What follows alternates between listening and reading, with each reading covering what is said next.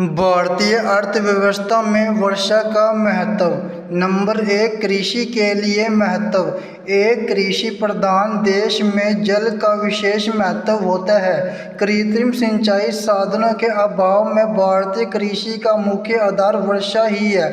अब भी कृषि भूमि का लगभग 75% भाग जल के लिए वर्षा पर निर्भर करता है। नंबर 2, उद्योगों के लिए महत्व। उद्योगों को कच्चा माल कृषि से ही प्राप्त होता है, जैसे चीनी, पटसन, कपड़ा तथा वनस्पति तेल निकालने वाले उद्योग। नंबर 3, व्यापार के लिए महत्व। भारत का व्यापार मुख्य रूप से कृषि उपज पर ही आधारित है।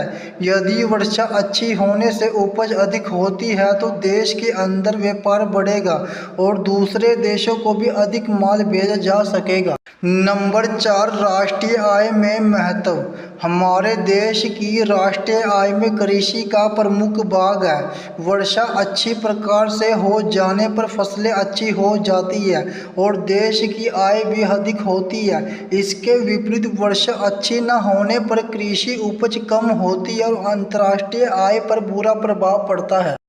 नंबर 5, औद्योगिक विकास में सहायक। वर्षा का उद्योगों के विकास पर भी प्रभाव पड़ता है। यदि वर्षा अच्छी हो जाती है तो भारत की 60% जनता की आय बढ़ जाती है।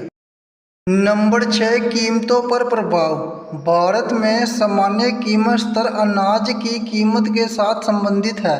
जब वर्षा अच्छी हो जाती है और कृषि उपज अधिक प्राप्त होती है तो उसकी कीमतें कम होती है।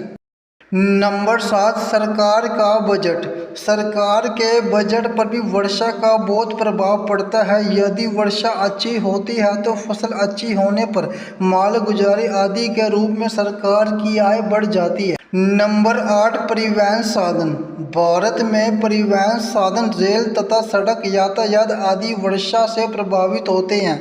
वर्षा अच्छी होने की दशा में माल ढोने के लिए पर्याप्त मात्रा में मिलता है। नंबर 9, रोजगार पर प्रभाव।